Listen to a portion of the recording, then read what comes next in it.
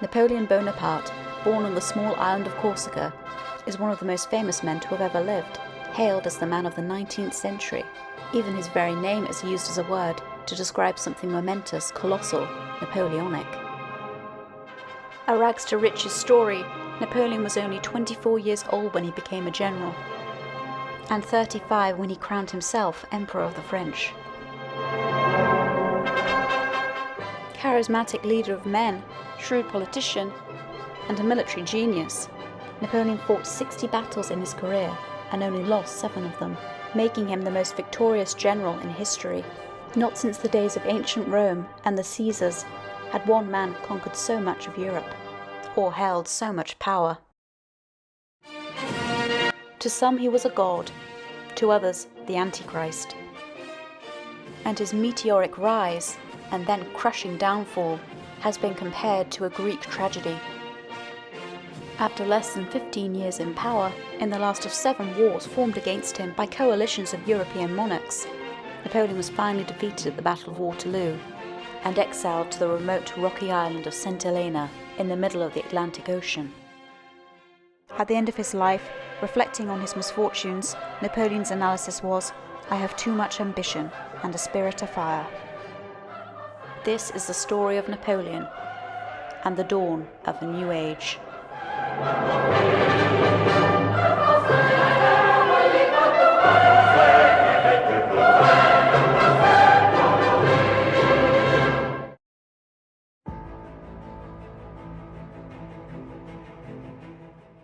Napoleon's Italian campaign was his debut on the world stage. Taking command of a ragged army devoid of hope and transforming it into a victorious fighting force, which in less than 1 year would defeat no less than 6 successive enemy armies, despite the French being constantly outnumbered. In October 1796, 6 months have passed since Napoleon took command of the French army in Italy. In that time, he's led a series of brilliant operations against the Austrians and won a string of battles. Now, he appeared to be close to victory. The Austrian forces have been driven off the plains of northern Italy, back towards the Alps, while his troops have the great fortress city of Mantua, the key to Italy, under close siege. That autumn, as Austrian troops marched once more to relieve Mantua, Napoleon was to face his most skilled opponent yet, Field Marshal Joseph Alvinczi. He would be the first man to defeat Napoleon in battle.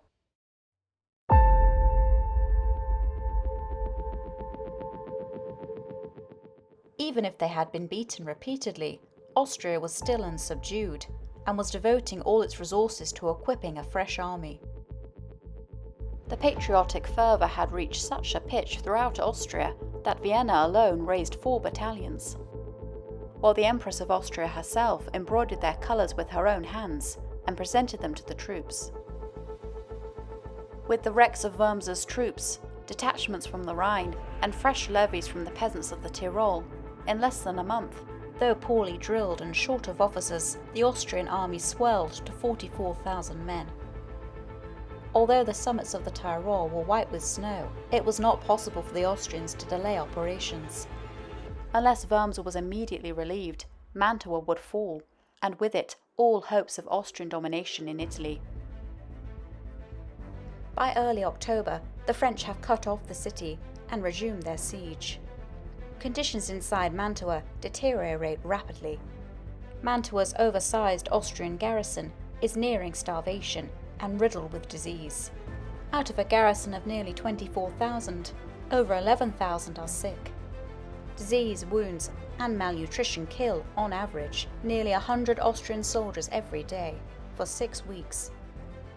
By now, hardy old General Wormser had killed all his horses and salted them down for provisions, but even this was now nearly exhausted. His soldiers and the civilians are now reduced to eating rats. Napoleon appealed to General Wormser to surrender. The brave should be facing danger, not swamp plague, Napoleon jibed in one message to him. But Wormser will not yield while any glimmer of hope remains. Wormser knew that to the north, Austria was gathering fresh troops to march to his aid, and he'd succeeded in sending word to Alvinczi that he could not possibly hold out more than 6 weeks longer. But elsewhere, the war has not been going so well for France. Archduke Charles, younger brother of the Austrian Emperor, has defeated General Jourdan's army twice in 2 weeks, and along with General Moreau's army of the Rhine, it is forced to retreat back to the frontier. These setbacks mean Napoleon will get very few of the reinforcements he's so urgently requested. He told the Directory he needed 25,000 more men, and they only sent him 3,000. What's more, the meagre reinforcements received from the Vendée were not as good as the old ones, and were barely enough to repair the losses sustained by the sword and disease, particularly fevers. Poorly supplied, mostly ill soldiers, exhausted by 3 campaigns, the French were not at their best. The hospitals were overflowing with sick and wounded, which also included many of the officers, among them Lannes, Murat, and young Kellerman. Those who remained at their posts had grown discouraged and were threatening to resign. What's more, Napoleon's campaign funds were almost exhausted. Yet Napoleon was expected to retake Corsica, control the whole peninsula, and contain an enormous and increasingly desperate Austrian garrison trapped in Mantua. And he would have to contend with Alvinci's fresh Austrian army. Nothing short of a miracle seemed it could save the French army this time. Napoleon urgently appealed to the Directory for more reinforcements. All our superior officers, all our best generals, are either dead or wounded. The army of Italy, reduced to a handful of men, is exhausted. The heroes of Malissimo, of Lodi, of Castiglione, of Bassano have died for their country, or are in the hospitals. Nothing is left to the army but its glory and its courage. We are abandoned at the extremity of Italy. The brave men who are left to me have no prospect but inevitable death, amid changes so continual, and with forces so inferior. Perhaps the hour of the brave Augereau, of the intrepid Massena, is about to strike. This consideration renders me cautious. I dare not brave death, when it would so certainly be the ruin of those who have been so long the object of my solicitude. The army has done its duty. I do mine. My conscience is at ease, but my soul is lacerated. I have never received a 4th part of the succour which the Minister of War has announced in his dispatches. My health is so broken that I think I shall be forced to demand a successor, and I can with difficulty sit upon horseback. The enemy can now count our diminished ranks. Nothing is left me but courage, but that alone is not sufficient in a position like this. Troops, or Italy is lost. There are also diplomatic concerns which trouble Napoleon. In Rome, the Pope stirs animosity against the French. Venice, if not openly hostile, remained potentially bothersome. During the 3 weeks in which the Austrians recruited their army and the French were resting around the walls of Mantua, Napoleon did his best to strengthen his position in Italy and to disarm those states which were showing hostility against France. Some he overawed. Others, by a change of government, he transformed into friends of France. Napoleon has created another client state, the Cispadane Republic, partly formed from the Duchy of Modena, which Napoleon abolished for colluding with the enemy. It was at this time that Napoleon began to feel complete and utter contempt for the feeble and discredited French government, the Directory. They had just tampered with Napoleon's various armistices and treaties, with the result that Naples and Rome were now ready to turn on the French. In the throes of the blackest pessimism, Napoleon wrote to the Directory, "Everything is being spoiled in Italy. The prestige of our forces is being lost. So long as your general in Italy is not at the centre of every operation, everything will go wrong. It would be easy to accuse me of ambition, but I am satiated with honour and worn down with care. Peace with Naples is indispensable. You must conciliate Venice and Genoa. The influence of Rome is incalculable. You did wrong to break with that power. We must secure friends for the Italian army, both among kings and people. The general in Italy must be the fountainhead of negotiation, as well as of military operations." There was also the lingering threat that Naples might rejoin the war at a critical moment to stab him in the back. So to secure his southern flank, Napoleon concluded a comprehensive peace treaty with Naples, without consulting the Directory. It's actions like this that feed the whispers in Paris, Might this popular young general one day prove a dangerous political player? But that will never come to fruition if Napoleon fails in Italy. On the 5th of November, Napoleon wrote to the Directory again. Everything suffers, and we are in face of the enemy. The least delay may be fatal to us. We are on the eve of great events. These delays are a terrible misfortune for us. All the troops of the Empire have reached their posts with surprising celerity, and we are left to ourselves. Fine promises and a few insignificant corps are all that we have received. Napoleon addressed his troops in a very different strain, trying to stir up their courage and concealing his anxieties. We have but one more effort to make, and Italy is our own. True, the enemy is more numerous than we, but half his troops are recruits, who can never stand before the veterans of France. When Alvinczi is beaten, Mantua must fall, and our labours are at an end. Not only Italy, but a general peace is to be gained by the capture of Mantua. It seemed that he and his men were tightrope walkers working without a net. No matter how many tricks they performed, one false move could have sounded the end. It was at this moment that Napoleon, for the first time perhaps, doubted his good fortune and his star.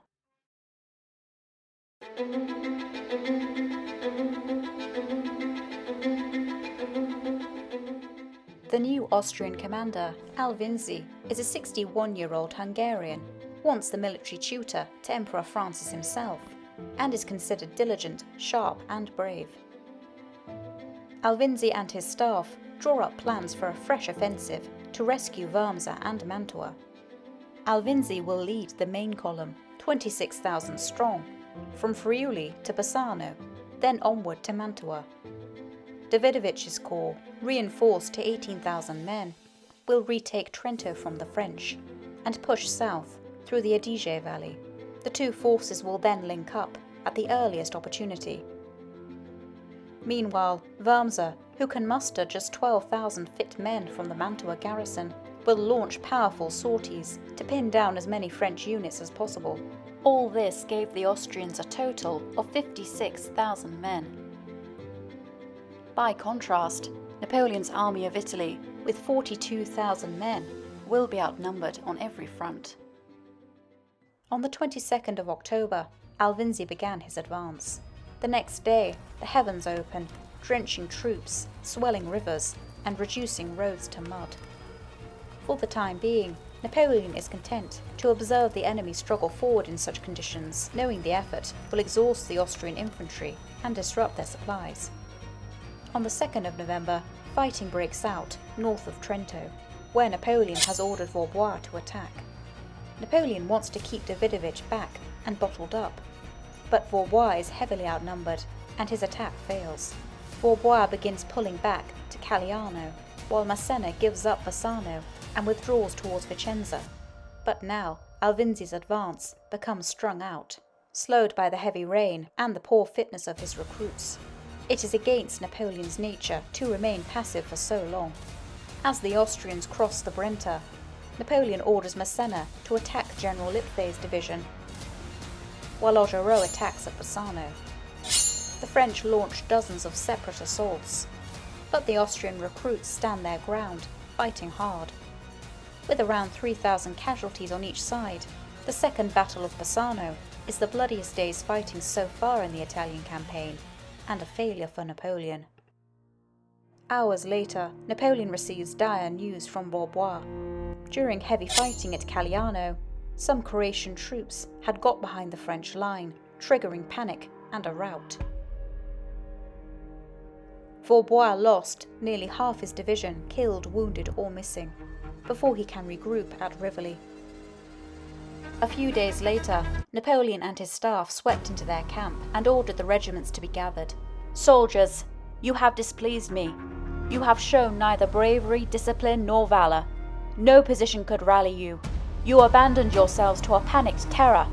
You have yielded positions where a handful of resolute men might have defied an army. Soldiers of the 39th and 85th, you are no longer French soldiers. Let it be written on their colours, they no longer form part of the army of Italy."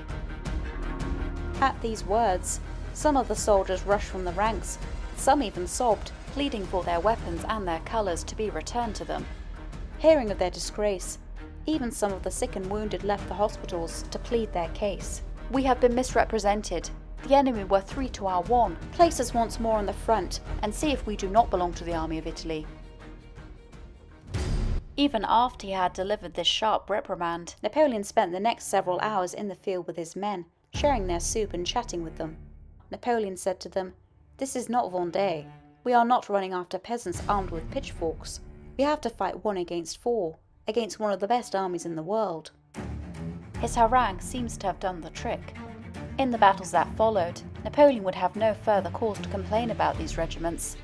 Indeed, for the rest of the campaign, they became 2 of the most distinguished. Meanwhile, the French are falling back on all fronts. Unless Napoleon can come up with something remarkable, he seemed destined to suffer a major strategic defeat. Then, Napoleon left 10,000 men around the walls of Mantua to continue the blockade and gather the rest of his army, only 15,000, around Verona. His position is perilous, but his enemies' cautious pursuit gives him some respite. Wary because of past defeats, the Austrians move with caution. 4 whole days pass while Alvinczi and Davidovich coordinate their next moves, not a delay Napoleon would have tolerated. When the Austrians finally do advance, it's bungled. Their vanguard approached Verona to investigate reports of a French retreat, and this isolated division is too tempting for Napoleon to ignore. Napoleon decided to give battle immediately, before the Austrians could accumulate in greater numbers. He orders Augereau and Massena to attack. They inflict 400 casualties, but the Austrians escape to a ridge near Caldiero. The next day, Napoleon orders fresh attacks. But conditions are atrocious. The French struggle uphill into driving rain and hail, their boots slipping in the mud, under fire from Austrians dug in on the ridgetop. At noon, the French finally gain the height, and it looks like they may be able to prize the Austrians out of position. But then, the Austrian army begins to arrive in force. The French are in danger of being outflanked on both sides, so they take up new defensive positions and hold the line until darkness falls. Then Napoleon cuts his losses and falls back, retreating within the walls of Verona. Caldiero was an unequivocal French defeat, Napoleon's first as a commander, with nearly 2,000 French casualties and 1,300 Austrians. Then, perhaps for the first time so far, the army of Italy felt discouraged. This was the first time Napoleon had seemed to back down. A humiliating retreat after all of their victories, or a still more humiliating surrender to the Austrians, appeared their only options. And the danger seemed so great, even the sick and wounded in the hospitals at Milan, Pavia and Lodi voluntarily left their beds, many of them with their wounds still bleeding, to fill up the gaps in the ranks. The whole Adige Valley was now swarming with Austrians. They felt sure of success and were already preparing the ladders they were going to scale Verona with. Napoleon watched hopelessly for some exposed point he could attack, but his situation seemed hopeless. Years later, Josephine remembered that at this time she received a letter from Napoleon in which he confessed he no longer had hope, that all was lost, and that everywhere the enemy was showing a force 3 times as large as his own, that nothing was left him but courage, and if this last position was lost, he would, if alive, join Josephine at Genoa, where he advised her to go. Before the upcoming battle, Napoleon thought that he saw Josephine's image appear before him. On the 14th of November, Napoleon wrote the Directory an almost despairing letter. "Citizens, directors, I owe you an account of the operations which have taken place.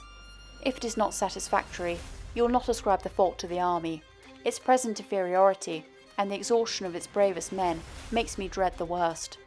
It may be that we are about to lose all Italy. None of the expected aid has reached us. The weather continues to be bad. The entire army is excessively tired and without boots. The wounded are the elite of the army. All our superior officers, all our best generals, are out of combat. Everyone who comes to me is so inept and doesn't even have a soldier's confidence. We have been abandoned to the depths of Italy. I am doing my duty, and the same thing is true of the army. My soul is tortured, but my conscience is easy.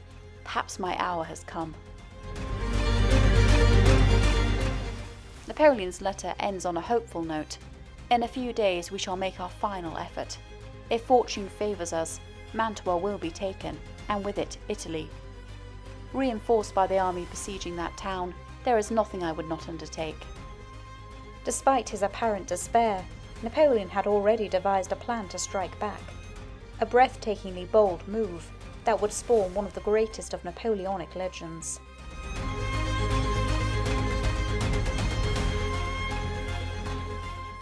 Night fell, and the storm had passed away.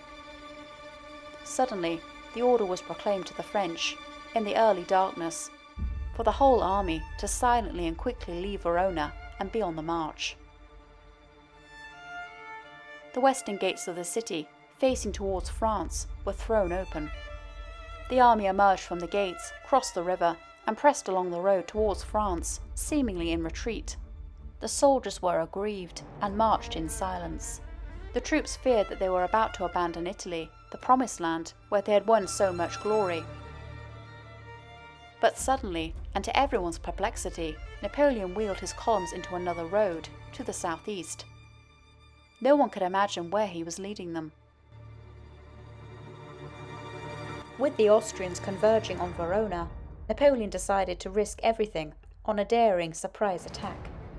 Leaving Macar to cover Verona, Napoleon would circle south with the rest of the army, cross the Adige River, and then swing north, threatening to cut Alvinci's lines of communication and capture his artillery, baggage and supplies. Such losses would force Alvinczi to abandon his advance. The French army marched along the riverbank for 14 miles until, by midnight, they had circled behind the Austrian army. Here were vast marshes, miles wide and long, which could only be crossed by several narrow causeways. Napoleon knew he was vastly outnumbered, but in these immense marshlands, superiority in numbers was of little use, as only the heads of the columns could meet and fight, securing the French a major advantage. Here, their numbers mattered less than the courage of the heads of the columns. When the French realized, they saw that since Napoleon had not been able to take Caldiero, he bypassed it. 3 days and 3 battles were to follow, which would be among the most desperate of this campaign.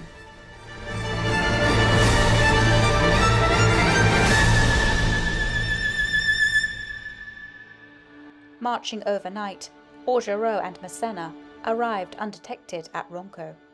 Augereau's men cross the Adige on a pontoon bridge and begin moving north. But with marshland on all sides, they have to stick to the narrow, raised causeway, just 20 yards wide. To the east of these wide-spreading marshes was the village of Arcole. But when the French reach Arcole, where they must cross the bridge to continue north, they find it held by 2 Croatian battalions. In effect, Arcole, like Lodi, would be a battle for a bridge. Horribly exposed on the causeway, and under heavy fire, the French troops take cover behind its reverse slope. Reinforcements are sent up, but they are also pinned down by the weight of fire from the far bank. The fiery Augereau refuses to accept defeat and orders another attack, but his men are exhausted and demoralized, with 3 generals wounded. The attack at Arcole has stalled. When Alvinczi hears gunfire from the south, he assumes that the French are making a feint to divert him from his own planned attack on Verona. Alvinczi perceived that Verona had been evacuated, but then comes the alarming news that the French have crossed the Adige in force and are behind his left flank. Alvinczi sends 2 brigades to attack the French bridgehead and diverts more troops to reinforce Arcole.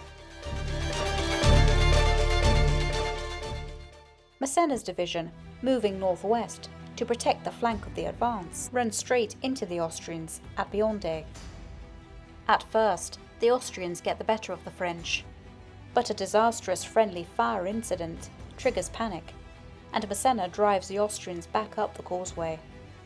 Napoleon was growing increasingly concerned by the hold-up at Arcole. If they could not break through, Alvinczi would have enough time to redeploy and prevent any advance. Napoleon now orders General Guyot to take 2 regiments, cross the Adige and lead them up the eastern bank of the Alpone River to hit Arcole from the south. Napoleon himself rides to the bridge to try to get the attack moving. He finds hundreds of French troops sheltering behind the causeway, unwilling to face the Austrian fire. Before this avalanche of bullets, cannonballs and shells, even the boldest men hesitated. Trying to inspire his men to attack, Napoleon sprang from his horse, draws his sabre, seized a battle flag, and shouted, "Follow your general!" He rushed over and placed himself at the head of the column. There is withering fire all around. Augereau's men had sought refuge in the marsh and were crouching along the edge of the causeway to escape the storm of bullets. Napoleon shouted over to them, "Are you no longer the men who conquered at Lodi?" General Augereau grabs a standard and begins to advance. "Napoleon may break my sword over my dead body, but he shall never dismiss me in the presence of my troops. Grenadiers," he cries, "come and seek your colour." But none of the soldiers can find the courage to follow either him or Napoleon. Another aide-de-camp recalled, "The soldiers saw him and none of them imitated him. I was witness to this extraordinary cowardice and I cannot conceive it." In one version of events, Napoleon, leading the French column, got within 200 paces of the bridge. They were about to attempt to cross it when an unknown major seized Napoleon by the waist, shouting, "General, you will be killed, and without you we are lost. You shall go no further." And he dragged him out of the line of fire. They fell into the safety of a muddy ditch. But according to another, more colourful account, Napoleon and his column rushed onto the bridge. In an instant, the whole head of the column was mowed down by a volcanic burst of fire from the Austrian guns. They managed to reach the centre of the bridge a few moments later. Clouds of smoke enveloped it in darkness, and the column was all but destroyed. The soldiers recoiled, trampling back over the dead and wounded. The tall grenadiers on the front line, finding themselves deserted by the rear, were also forced to retreat. But then the soldiers realised that their commander-in-chief was not among them. He was further up the bridge, which the Austrians were now counter-attacking. The soldiers refused to leave Napoleon behind. The wild cry arose, "Forward, men, to save your general!" They rushed back and drove the Austrians off. When they found Napoleon, they seized him by the arms, by his hair, by his clothes, and dragged him back with them through the shot and smoke away from the firing line. Regardless of how far the French actually got across the bridge, that day was one of soldierly devotion. Lannes had insisted on leaving his hospital bed in Milan to take part in the battle. Though he had been severely wounded twice that day already, and was still weak and unhealed, he insisted on joining Napoleon in his assault on the bridge. Lannes was close by, ran forward to shield him from the firing, and received his 3rd wound in the process.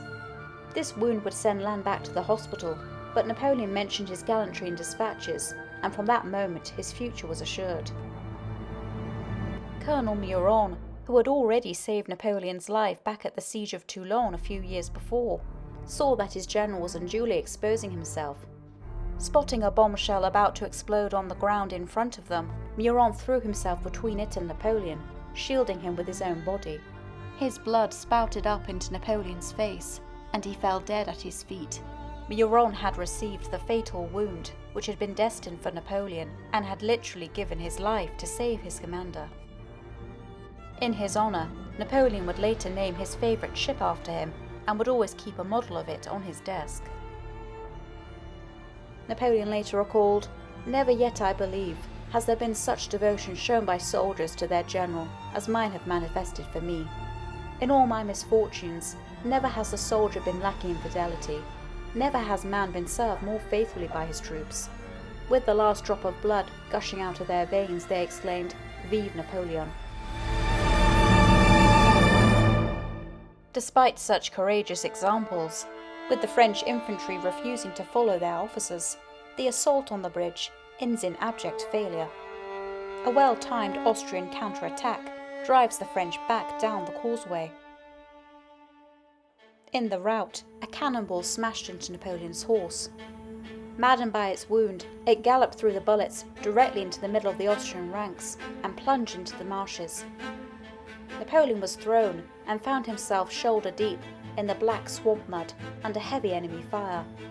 He was expecting at any moment for some Austrian dragoon to sabre his head from his body or shoot him, and to sink into a watery grave. He would not be able to resist.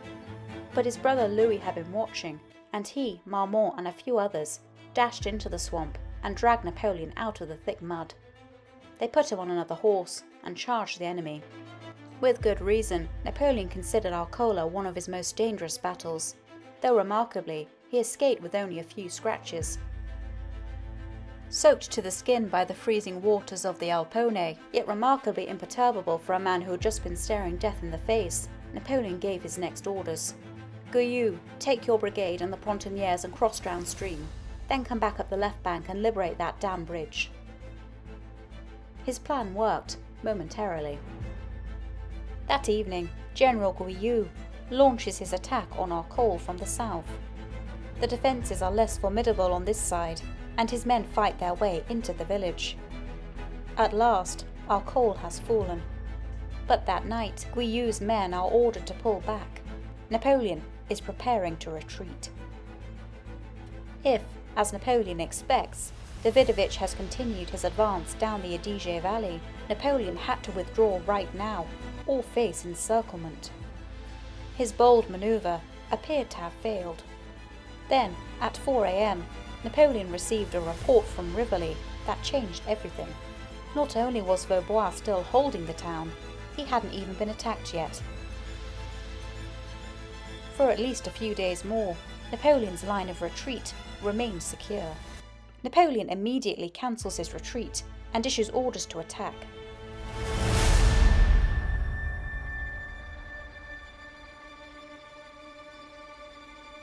Napoleon has lost the element of surprise, and Alvinczi is now planning his own counterattack. Overnight, his troops edge forward. Both armies are on the move before dawn. Massena sends his skirmishers into the marshland. When the Austrians arrive, bunched up on the causeway, they make easy targets. After a sharp fight, in which an Austrian general is killed, Massena's men are driving the enemy before them. Augereau, however, cannot get close to Arcole. The causeway is still swept by Austrian musket fire and canister shot. Napoleon then orders troops to cross downstream, but the Austrians now have 2 battalions guarding this crossing point. French attempts to float or swim across the river come to nothing. Even though Napoleon and his generals put themselves at the head of their columns and carried out the work of ordinary soldiers, Arcole was still not taken that day. Day 2 of the battle ends in stalemate. The French troops' performance that day had been a little disappointing. Napoleon said of their action in a letter to the Directory, "You know the character of the French, a little unpredictable." General Joubert, who had fought in Italy since 1794, said of Arcole, "Never have we fought so badly. Never have the Austrians fought so well." Except for a few elite troops, war weariness and lack of morale was prevalent that day. Garot wrote, "We fought nonchalantly and almost with repugnance. Even the leaders are disgusted." While Berthier reported, "Our corps are not what they used to be. Our heroes are exhausted from always being under fire. We are losing all our heroes through fighting." Many soldiers have to camp in the middle of the marshes and get whatever food and rest they can.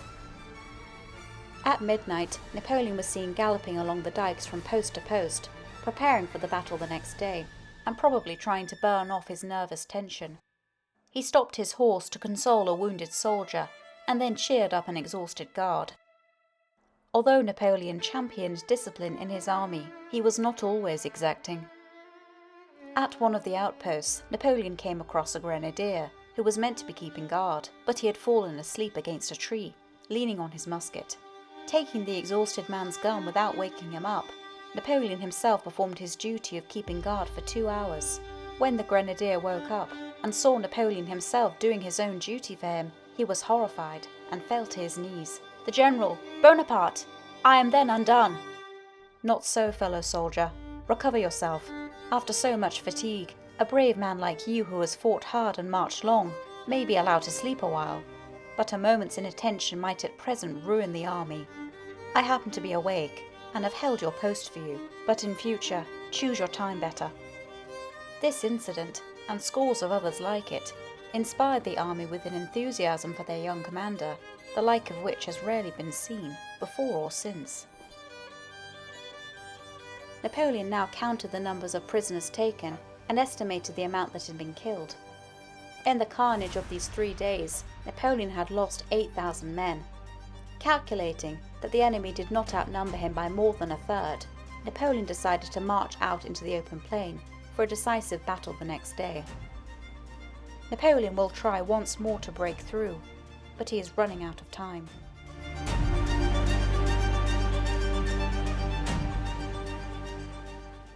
Davidovich, who by now has received several urgent requests from Alvinczi to advance, finally attacks at Rivoli on the 17th of November.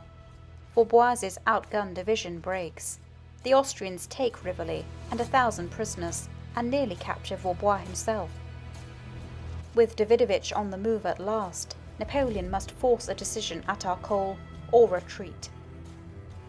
The bridge at Arcole has proved too tough to crack, so Napoleon switches tactics.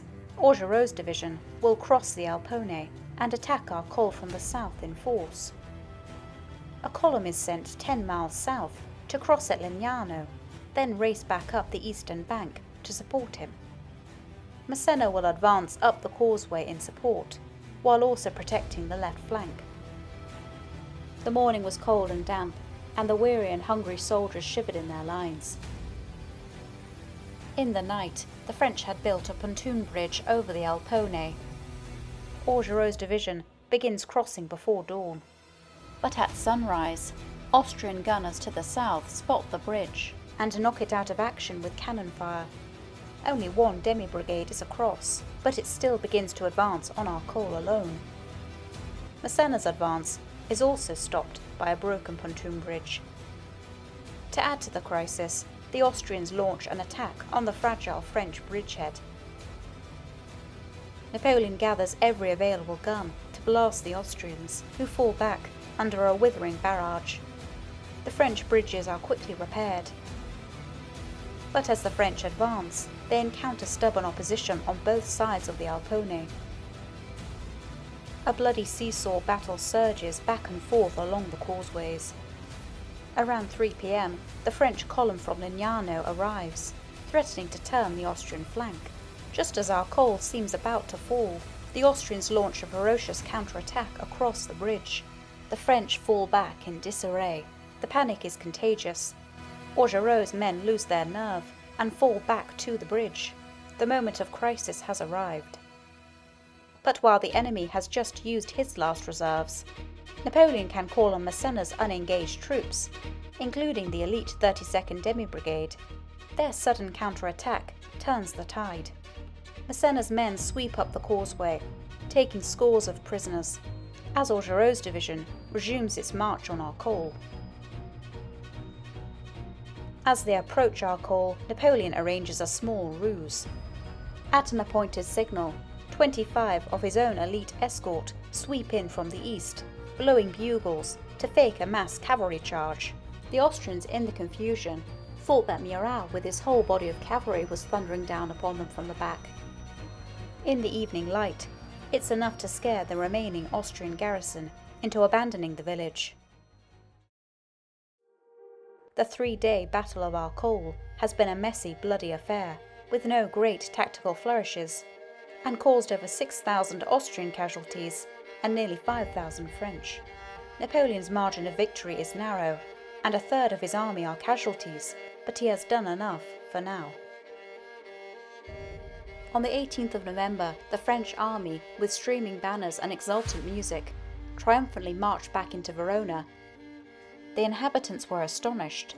They were expecting to see the victorious Austrians, but instead witnessed the spectacle of the French soldiers, exhausted from 3 days of fighting, with their uniforms in ribbons, entering their city through the eastern gates, directly opposite the ones they had escaped from 3 days before, the very same gate that they were expecting the Austrians to march through. Napoleon himself recalled, "It would not be easy to conceive the surprise and enthusiasm of the inhabitants. Even the most hostile could not remain cold," and they added their congratulations to those of our friends. Passing through the city like a whirlwind, the French left again through the opposite gate.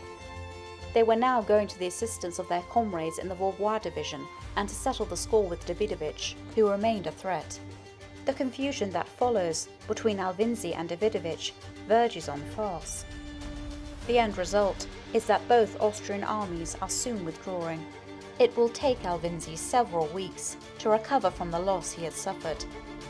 And with exquisitely poor timing, Wormser chooses this moment to launch his supporting attack from Mantua, through which he does at least secure some much-needed supplies, at a cost of 800 casualties.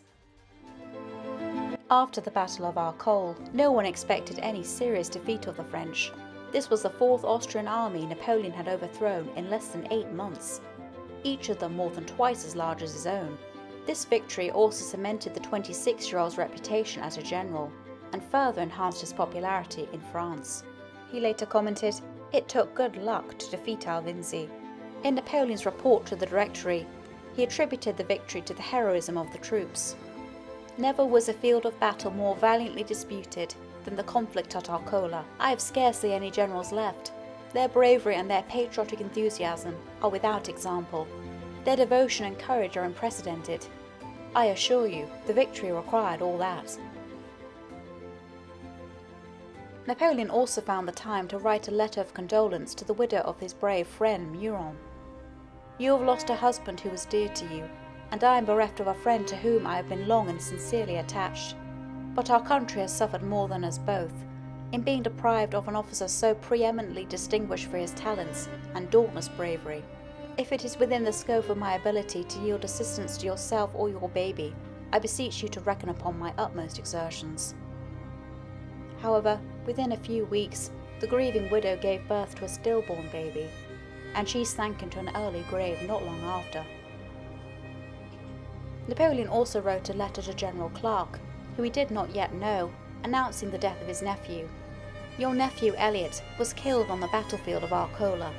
This young man had learned to know war. He has often marched at the head of our columns. He fell with glory in the face of the enemy. He did not suffer a moment. What reasonable man would not envy such a death? Who in our uncertain life would not deem himself happy to leave in that way a world which is often contemptible? Who is there of us who has not 100 times regretted that he could not thus escape from the stings of calumny, of envy, and of all the odious passions which seem alone to rule men's conduct?" It had been a bruising campaign for Napoleon. By some estimates, he'd lost more men than the Austrians. Napoleon had experienced his first defeat in battle, and won a costly, messy victory at Arcole. But he had beaten the odds, and thrown back the enemy. What's more, his heroic conduct at the bridge of Arcole would soon take on a life of its own. Artists and pamphleteers would turn a slightly embellished version of events into a sensational story of courage that captivates France, and would mark the birth of the Napoleonic legend. A powerful force that would inspire loyalty and devotion for many years to come. Napoleon had worked wonders, and was himself probably amazed at his good fortune. The moment the Austrians broke and fled, Napoleon seized a pen and wrote to Josephine, scribbling with such fury that the sentences were crowded into words, and words into letters. The courier was dispatched at top speed. Written in a state of euphoria after these decisive victories, his letters to Josephine became more urgent and more erotic than ever. "I am going to bed with my heart full of your adorable image, and sorry to stay away from you so long, but I hope that in a few days I will be happier, and I cannot wait to give you proofs of my ardent love. You do not write to me any more. You do not think of your good friend, cruel woman. Do you not know that without you, without your heart, without your love, there is no happiness for your husband, no life? Good God, how happy I would be if I could assist in your undressing, to explore once more the little firm white breast, your adorable face, and your hair tied up à la Creole. You know that I will never forget those visits, you know, the little black forest. I kiss you 1,000 times, and wait impatiently for the moment I can be in it. All to you, Life, happiness, pleasure are only what you make them. To live within Josephine is to live in the Elysian fields. Kisses on your mouth, your eyes, your shoulder, your breast, everywhere, everywhere. By a few days later, Napoleon's tone had somewhat changed. I don't love you. Not at all. On the contrary, I detest you. You are flighty, foolish, silly, and don't have a single thought in your head. You never write to me. You don't love or care for your own husband. You know the pleasure your letters give him, and yet you write him barely 6 lines, dashed off so casually. How then do you spend the day, madame? What affair of such importance leaves you no time to write to your devoted lover? What inclination has stifled and put to one side the love, the tender, constant love we once promised each other? Who can this brilliant new lover be, who takes up all your time, is master of your days, and prevents you from thinking about your husband?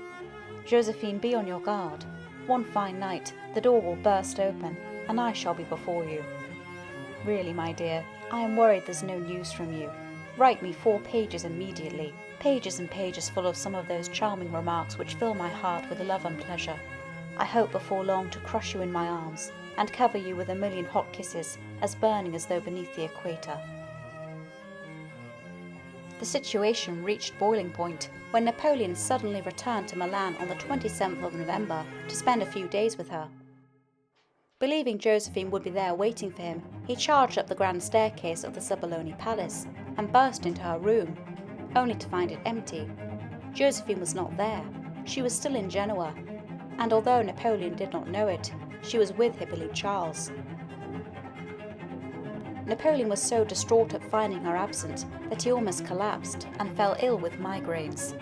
His condition provoked so much concern that Berthier intervened and wrote to her, summoning her back. Come, he is afflicted and gravely upset. Unable to contain his frustration, Napoleon wrote to her later that day, I get to Milan. I fling myself into your room. I have left all in order to see you, to seize you in my arms. You are not there. You senselessly gad about from one place to another. You run further from me when I get close. You care no longer for your dear Napoleon. A passing fancy made you love him. Fickleness renders you indifferent to him. Used to perils, I know the remedy for weariness and the ills of life. The ill luck that I now suffer surpasses all calculations. I did right not to anticipate it. I shall be here until the evening of the 29th. Don't put yourself out. Have your pleasure. Happiness was invented for you. The whole world is only too happy if it can please you, and your husband alone is very, very unhappy. In another letter he wrote, You have not had time to write me. I feel it intuitively. Surrounded with pleasures and pastimes, you will be wrong to make the least sacrifice for me. My intention is that you should not make the least change in your plans, nor with respect to the pleasure parties in your honour. I am of no consequence. Neither the happiness or the misery of a man who you don't love is a matter of importance. For my part, to love you only, to make you happy, to do nothing which may anger you, that is the object and goal of my life. Be happy, do not reproach me. Do not concern yourself in the happiness of a man who lives only in your life, rejoices only in your pleasure and happiness. When I exacted from you a love like my own, I was wrong. Why expect lace to weigh as heavily as gold? When I sacrifice to you all my desires, all my thoughts, every movement of my life, I obey the sway which your charms, your disposition, and your whole personality have so successfully exerted over my unfortunate heart. I was wrong, since nature has not given me attractions with which to captivate you. But what I do deserve from you is your regard and esteem, for I love you frantically and uniquely. Farewell, my beloved wife. Farewell, my Josephine. May fate concentrate in my chest all the grief and troubles, but may it give you happy and prosperous days. Who deserves them more? When it shall be quite settled that she can love me no more, I will hide my profound grief, and will content myself with the power of being useful to you. I reopen my letter to give you a kiss. Ah, Josephine, Josephine. For over a week, Napoleon awaited her return. Lavalette, one of Napoleon's aides-de-camp, remembered, the commander-in-chief was then happy in his wife's society. Madame Bonaparte was charming, and all the cares of the chief command, all the duties of government, could not prevent her husband from giving himself up to domestic happiness. Josephine must have been good at allaying any suspicions Napoleon might have had. As Napoleon wrote to Lalande, the director of the Paris Observatory, he mused, "To spend the night between a pretty woman and a fine sky, and spend the day recording observations and making calculations, seems to me to be happiness on earth." That summer, Josephine met a 25-year-old struggling artist called Antoine Gros. He had the same southern good looks as Hippolyte Charles, and was a favourite pupil of the celebrated painter, Jacques-Louis David. Gros told Josephine that his ambition in life was to paint Napoleon, whose glory and the details I was given of his appearance only inflamed my desire. Josephine, who liked to oblige young men, especially when they had blazing dark eyes, took Gros with her back to Milan and introduced him to her husband. Napoleon liked Gros too, agreed to sit for his portrait, and gave him a room in the palazzo. The artist's intention was to paint Bonaparte holding the flag and rallying his soldiers at the bridge of Arcole. But Napoleon never had any time to sit for his portrait. He hardly had time to sit down for a meal. On any given day, he would be meeting prominent Italians, dictating letters, orders and directives, or leading his troops into battle, and the rather effeminate painter did not want to follow him there. As Gros complained to his mother, "One cannot give the name of sitting to the little time that he gives me. I cannot therefore choose my colours. I have to resign myself to only painting the nature of his face, and after that, as best I can, to give the portrait its form." But Gros was far too overawed by Napoleon to actually ask him to sit and stay still for him. Josephine pleaded with her husband and pointed out that all the other generals in his army had their portraits painted. Josephine solved the problem with her usual charm, turning Napoleon's love for her to good use.